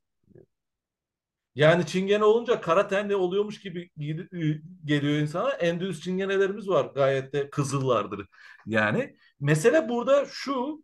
Romanya'nın evet en yoğun nüfus Balkanlarda. Özellikle Romanya'da şey. Ama Romanya'da da yani Avrupa'nın hiçbir ülkesinde görülmemiş şiddet olayları var. 2 ay önce iki çingene ailesinin evleri yakıldı. Bildiğiniz yakıldı. çingene olduklarından dolayı. Tabii tabii tabii tabii tabii. Yani bu algılar işte gerçeği yansıtmıyor. Yani biz biliyoruz yani içindeyiz. İşte Avrupa'daki kuzenlerimle işte bu son bir yıldır yoğun bir diyalog halindeyiz. E, Bu işte sesi olabilme halinin getirmiş olduğu bir çoğalım da var. Ama Avrupa'da inanılmaz bir Yunanistan'da bir örnek de vereyim. Yunanistan'da Olga 7 yaşındaki Olga'mız bir fabrika kapısına sıkışıyor ve 70 saat boyunca o sıkışık halde kalıp ölüyor. Ve yanından geçenler ayağıyla tepiyor yaşıyor mu diye. Hiç kimseden ses seda yok. Hı hı. Geçen yıl biz mailler attık dedik bu nasıl bir şeydir? Yani nasıl bir insanlık, nasıl bir vicdandır? Yani bir çocuk 70 saat boyunca orada sıkışıp kalıyor ve siz hiçbir şey yapmıyorsunuz ya. Hiç ne sendikalardan, ne sol örgütlerden, ne kadın örgütlemelerinden hiç hiçbir şey olmadı. Bunun üzerine bunun üzerine deli 2021'de oluyor bu. Bunun üzerine deli kınamalar, oraya yazdık, buraya yazdık, kınamalar, şeyler. Yani bir ikiyüzlülükten bahsettik. Geçen yıl bir roman genci polis kurşunuyla kafasına öldürülüyor. Öldürüldükten, katledildikten sonra tabii gene başını bizim çektiğimiz romanlar. Mesela o ilk Olga sürecinde de bu olmuştu. Bu sefer neyse ki bu sefer iyi ki bu sefer o sol örgütler, devrimci örgütler de bu şehri ayağa kaldırdılar falan.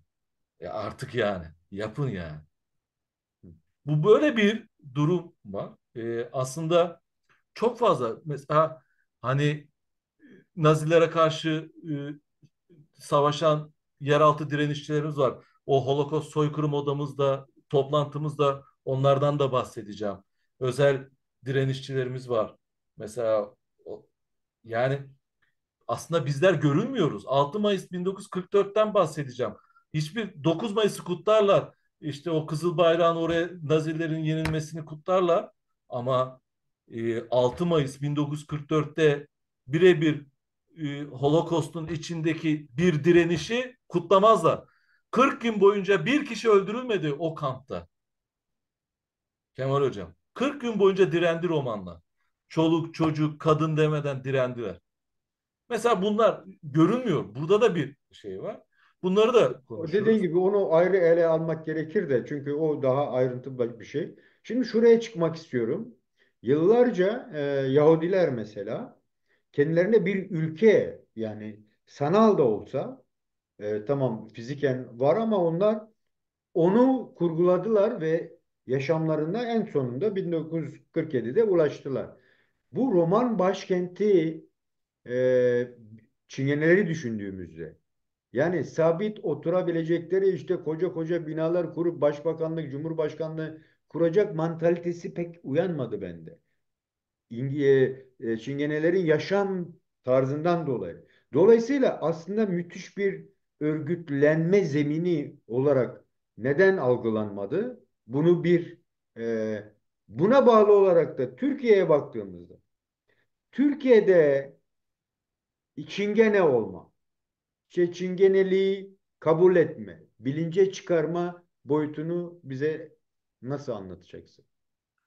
Avrupa'dan başlayayım. Buyurun.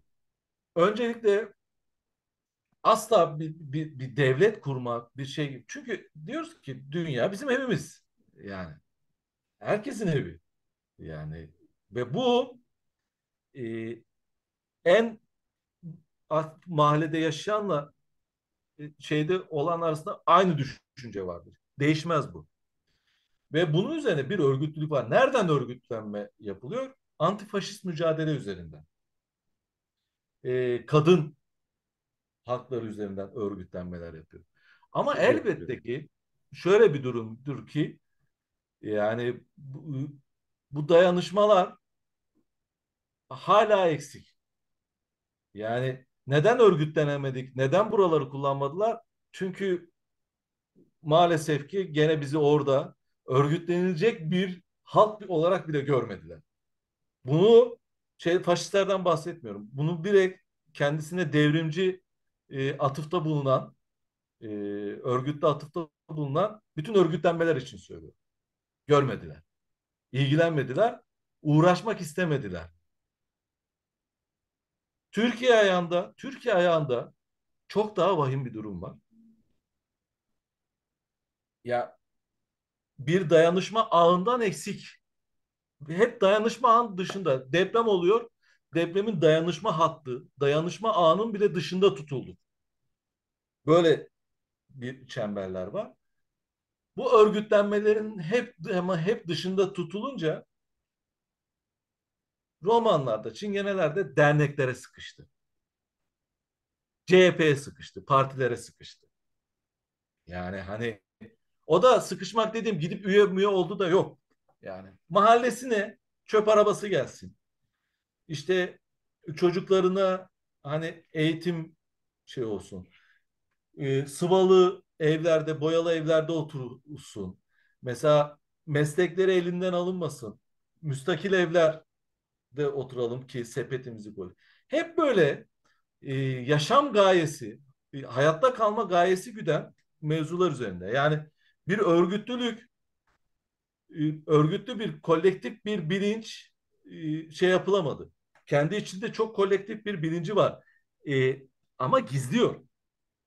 Bunu açığa çıkarmada bir durum var. Neden? Açığa çıkardığı andan itibaren yalnız kalıyor. Sendikaları yalnız bırakıyor. Bakın net söylüyorum. Kadın örgütlenmeleri, kadın aktivistler yalnız bırakıyor. Feminist örgütlenmeler yalnız bırakıyor. Devrimci örgütlenmeler yalnız bırakıyor. Seçimden seçime o su geliyor, bu su geliyor. İki konuşma yapıyorlar. Sonra yoklar. Dernekler e, STK'lar dediğimiz, yani aynen bütün derneklerin vakıflar de falan. Evet. kendi iç işleyişinde biraz bu fon mevzusundan kaynaklı sıkıntılar doğuyor. 15 günde bir iki torba erzak getirip hani diyor ki ben ilgilendim diyor. Diyoruz ki bu kentsel dönüşüm meselesini meclise taşıyın. İstemiyoruz biz. Çünkü mahallelerden atılıyoruz, sokaklarımızdan atılıyoruz. Yıllarca yaşadığımız mahallelerden atıldık. Tarla başından atıldık, şehirlerin dışına gönderildik. Oralardan her yerden ama her yerden atılıyoruz. Bunlarla ilgilenin diyoruz. Yok. Bir Gönül diye bir film yapıyorlar. Filmin başlangıcı ırkçı bir cümle. Neredesiniz diyoruz. Ya bu dernekler ya bu film bunu yapıyor. Neredesiniz siz diyoruz. Hani ya onlar da diyor ki ya biz ya hani bir şey yapıyoruz ama bir dayanışma ağı da iletişime Kuramıyoruz ki şey yapıyor. Orada da böyle bazı başka korkular giriyor. Başka çıkarlar, başka şeyler giriyor. Gacolaşma var. Yani bizim kendi içimizde de büyük bir gacolaşma, beyazlaşma var. Böyle tipler var. O işte bir tane şarkıcı neydi adı? O. Böyle gacolaşan tipler var. Hani böyle biz ya hayır bizim dertlerimiz var. Çok yoğun dertlerimiz var. Her gün bir Çingene roman kadını bu dayanışma ağlarından uzak kaldığı için yani yolda yürürken bile şiddete maruz kalıyor. O yüzden e, kendi içimizde gizlediğimiz aslında potansiyeli çok derin olan bir kolektif bilinç var. Ama bunu açığa çıkaracak bir dayanışma ağı henüz kurulamadı. Yani Yani bu gelmiyor. Türkiye'deki çingenelere özgü bir şey değil herhalde. Yani bu Değil. genelleyebiliyor muyuz?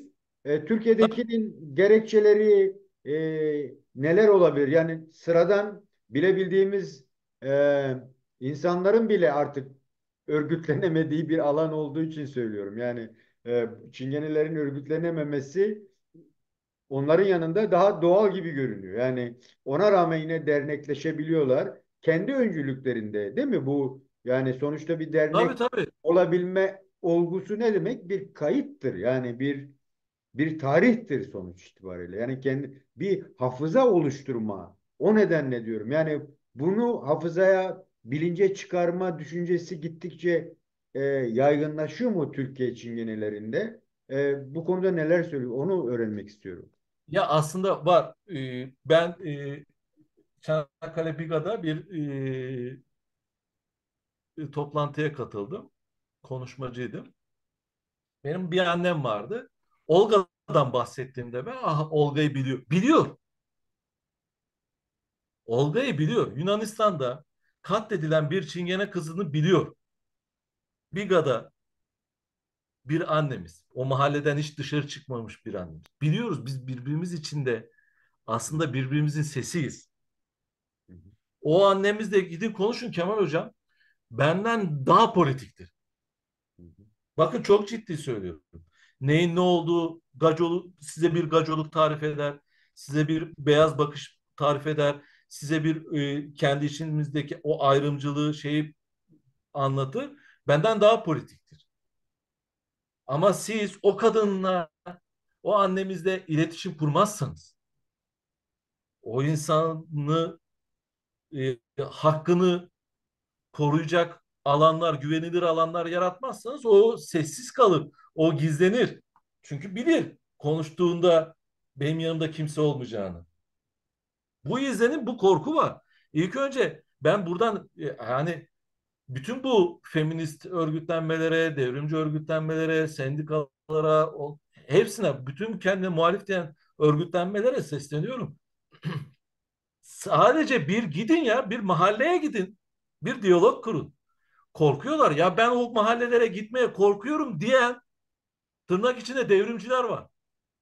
Konuşturmasınlar şimdi bizi Şimdi ya. buradan bununla ilgili dağılıyor gibi o görünüyor ama toparlamaya çalışıyoruz aslında. E, ilginç bir nokta. Yani gittikleri her yerde bir şeyler oluşturuyorlar. Yani kendine özel mahalleleri var. Bu çok ilgincime gidiyor. Yani bu nasıl oluyor da bütün o familya şeklinde dağılmalar oluyor ama bulundukları yerlerde kanton oluşturabiliyorlar. Yani bunu neye bağlayacağız? Çünkü İzmir'e Güvenlik gidiyorsun, duvarı.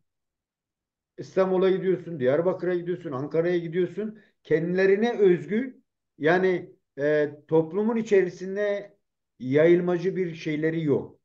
Bu o güvenlik duvarından mı kaynaklanıyor? Bu aynı zamanda Tabii bilinçlenmeyi de hızlandırması gerekmiyor mu? yok aslında hem dışlanmanın vermiş olduğu, çünkü almıyor içine, bu taraf almıyor. O da kendine dair bir homojen bir yapı kuruyor. Güvenlik duvarından. Bir Yani de o gettolaşmada sadece baskı aracı mı bu yoksa o toplumsal yaşanmışlığın getirmiş olduğu belki de yani Çingenelerin yerleşik hayata geçişin ilk belirtileri mi diyelim, ne diyeceğiz bu Ya get hepsi var, dolaşımı? He. hepsi var Kemal Hocam ama en temeli o güvenlik duvarı, kendimizi korumak. Çünkü ya bizler iletişime en açık halkız. Yani bizler gizlenmek istemiyoruz ki. Ya gelin, ya hiç yabancı biri gitsin o en tehlikeli dediğimiz mahallelere gidelim.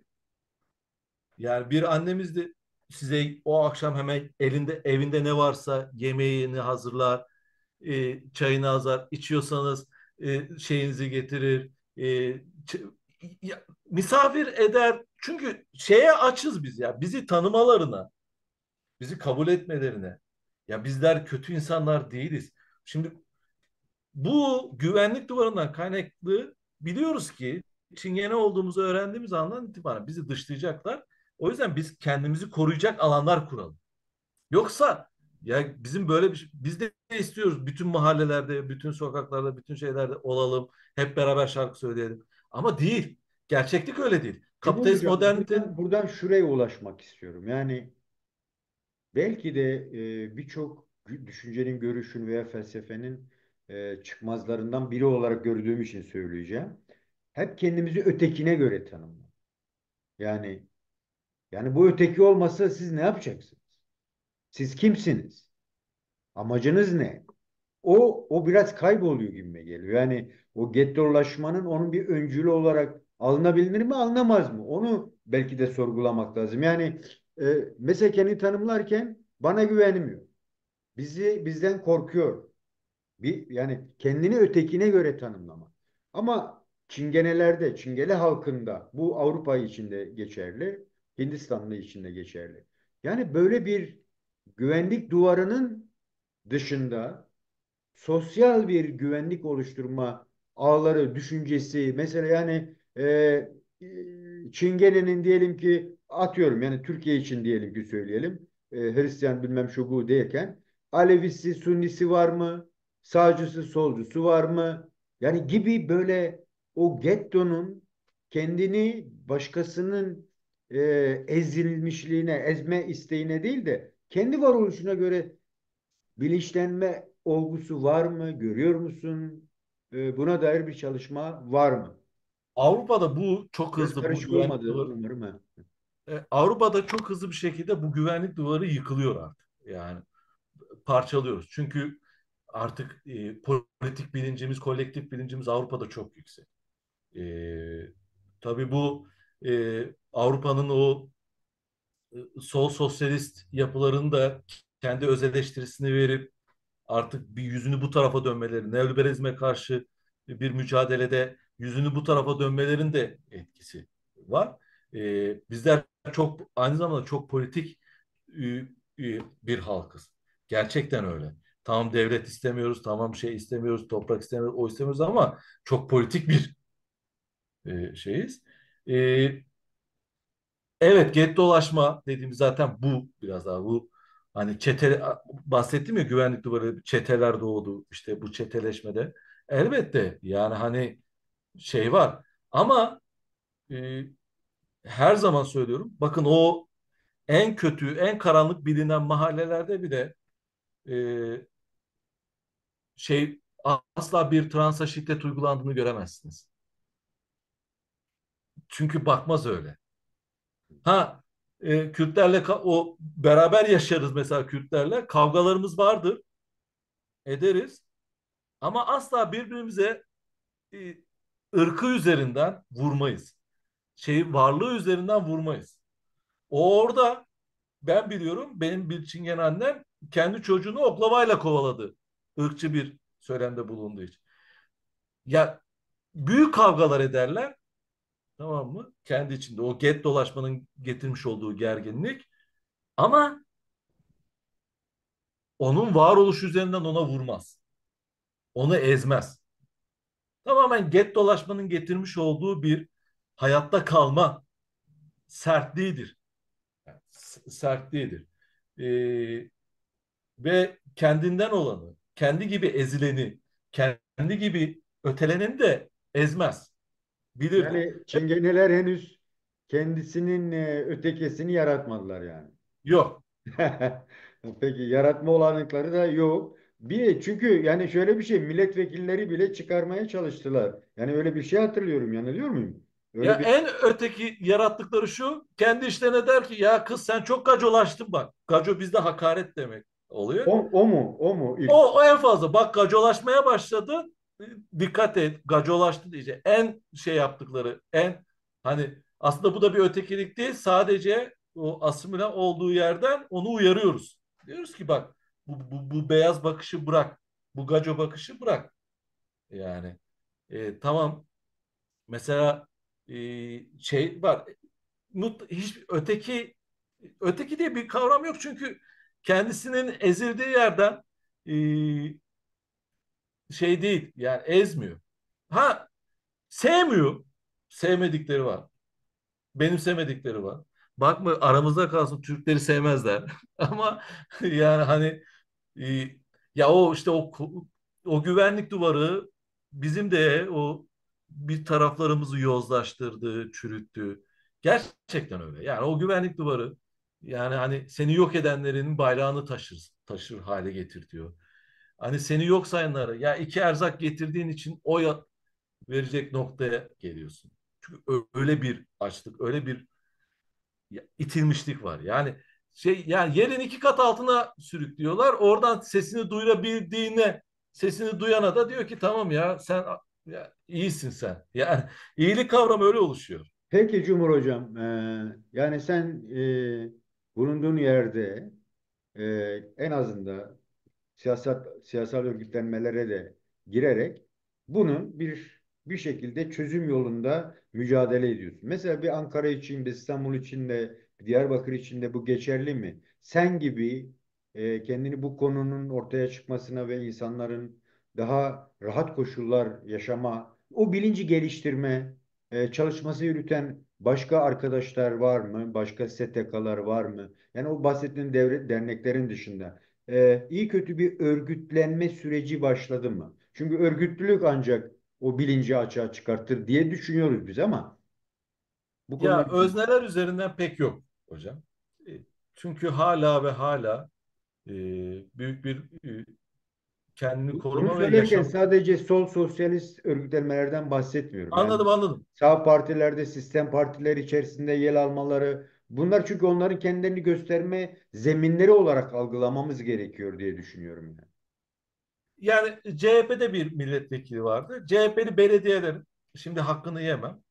Yani e, Çanakkale'de orada burada birçok CHP'li belediye en azından insani düzeyde ilgileniyor. Tabii onun da kendi göstermelik tarafları var. Orada da bir politik ikiyüzlülük var ama yani insani noktada da bir iletişimi, bir yardımı kuruyorlar. Hani tartışıyoruz. Diyor ki ben diyor istihdam sağladım. Ne yaptım? Temizlik görevlileri mesleğini küçümsemek için söylemiyorum. Onun bize layık gördü diyor temizlik işçisi yaptım. Tamam hani niye halbuki üniversite mezunu bir arkadaşımız, diğer arkadaşımız e, şu mesleği yapıyor. Bu arkadaşımız araba tamir etmesini biliyor mesela. Hani neden temizlik görevlisi? Hani diye sorduğumuzda kalıyorlar. Yani ama bir noktada bir şey var. O yüzden e, daha çok bizim mahallelerde bu şeylerde CHP biraz daha şey var. E, Valla faşistleri çok iyi biliyoruz. MHP falan hep böyle bir algı var Türkiye'de. Bunlar hep faşistlere, ülkücülere oy veriyorlar. Yok, tam tersi. En çok kavga ettiklerimizde, en çok şey yaptıklarımızda onlar. Hiçbir yerde gidin bakın MHP'ye çok oy çıkmaz bile. Çıkarsa da bizden değildir o. CHP çıkar. AKP çıkar. Neden AKP çıkar? Orada bir AKP'li belediye başkanı şey yapmıştır. Hani e, ya da orada bir tane gacolaşan bir roman arkadaşımız orada şey yapmıştır. Orada örgütlenmiştir. Hadi ona bizim ama bizim çocuktur bu deyip oy verir. Böyle de bir durum var. Ama bizim işimiz daha çok zor. Çok zor. Yani bir Kürt'ün zaten kolektif bilinci var. Hani bir Kürt'ün bir Kürt'ü politik bir noktaya kolektif bilince eriştirmesi daha kolaydır ama bizde katmanlar çok fazla. İlk önce o bireye ulaşmak zorundasın. İlk önce durumu anlatmak zorundasın. Yaşadıklarını anlatmak zorundasın. Çünkü her yerden şiddet çemberleriyle çevrilmiş bir şeyden bahsediyorsun. Diyor ki ya şimdi ya git kardeşim diyor. Ben şimdi diyor başımı belaya sokma beni diyor. Zaten yeteri kadar şeydeyiz diyor. Tamam mı? Ama bunu bana söylüyor, beni tartmak için söylüyor. Yoksa bir işçilerimiz var sendikada, e, sendikalarda da üye olan işçilerimiz var. Bunlar mesela bayağı kolektif, örgütlü şeydir ama Çingene kimliğini ön plana taşımaz. Böyle de bir böyle de bir katman var. Örgütlü, çalışıyor, aktivist, sosyalist, komünist ya da örgütlü ama Çingene kimliğini gizliyor. Bu da bir katman. İlk önce bu kimlikle yüzleştirip barıştırman gerekiyor. Böyle kolektif bilinci yaratırken. Peki Cumhur, Böyle böyle sorunlar var. O yüzden bahsettiğiniz gibi e, ben işte birkaç arkadaşım e, ve hani gerçekten buna gönül vermiş bazı dernekler, e, bazı aktivist arkadaşlarımız var. Çanakkale'de Biga'da. Çanakkale Biga'nın politik düzeyi daha yüksek. Sebebi de o 40-45 arasında pogrom uygulanıyor ya. Orada bir hafıza var. Orada bir travma hafıza var. O hafızadan kaynaklı daha politik.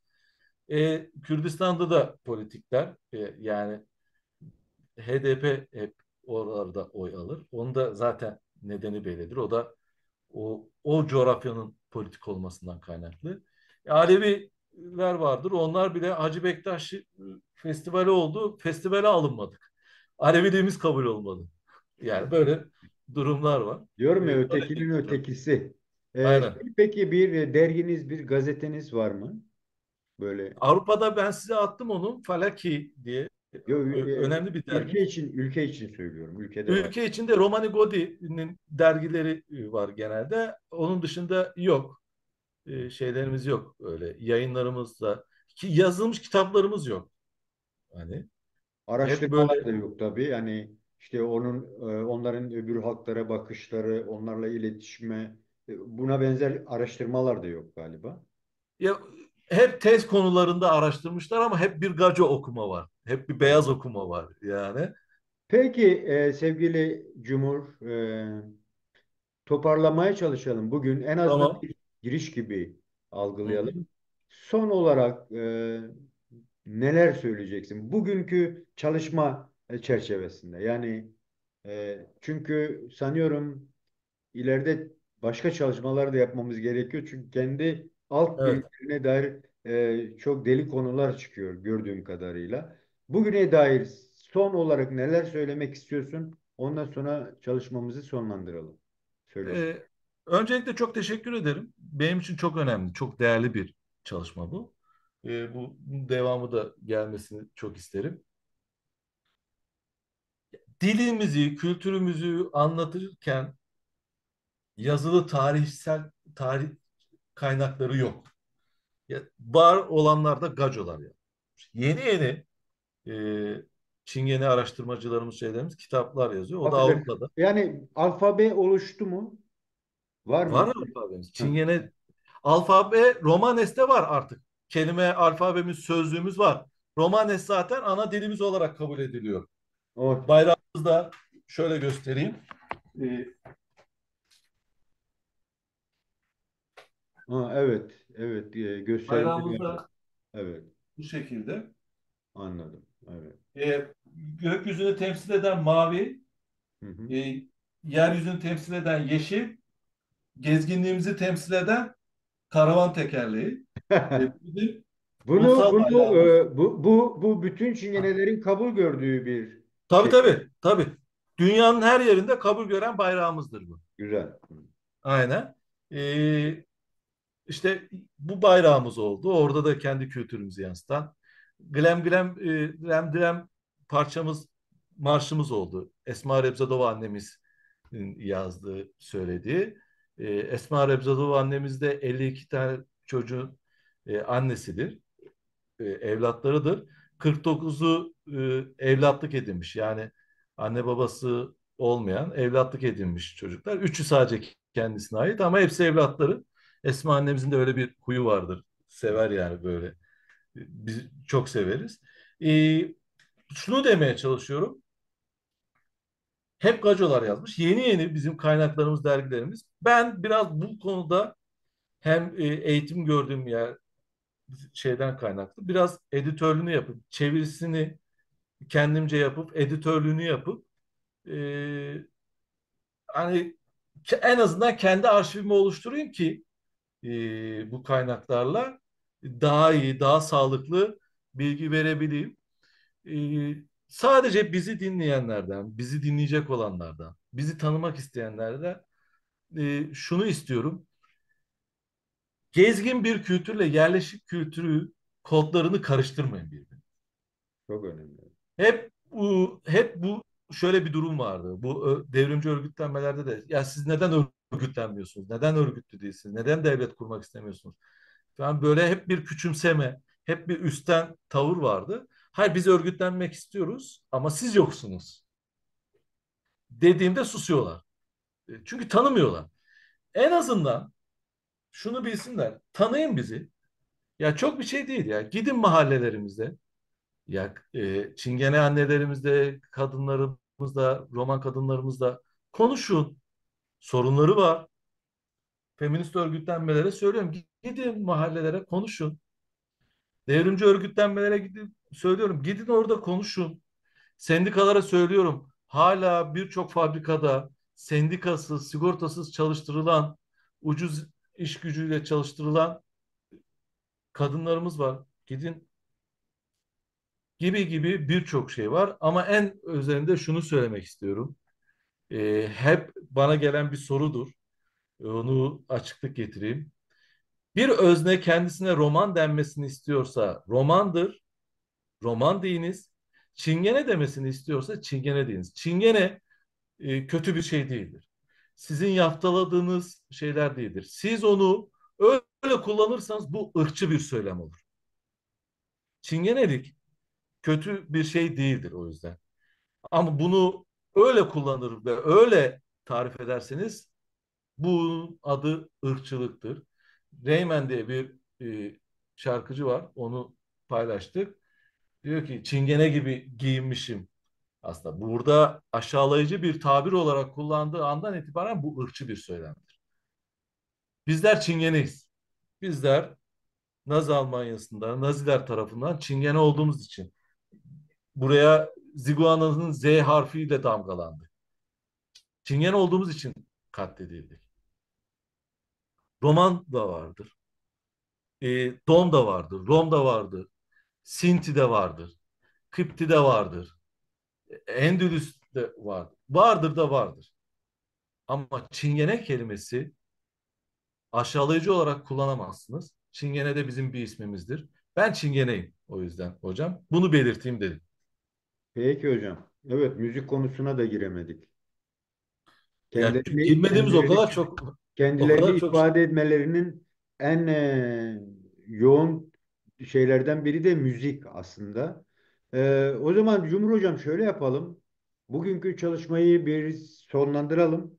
Ama önümüzde çünkü dediğim gibi çok alt kendine ait yeni yeni konuların ortaya çıktığını görüyorum. hocam. Değerli arkadaşlar, değerli dostlar, Zerdeş TV'nin bugünkü çalışmanın sonuna geldik diyeceğim ama çalışma zaten yani başlamayı da bitirmeyi de çok kolay oluşturulabilecek bir olgu değil. Çünkü kendisi çok ağır, çok yayvan, çok yeni yeni belki de kendilerinin anlatılması için çabaların yoğunlaştığı bir süreç.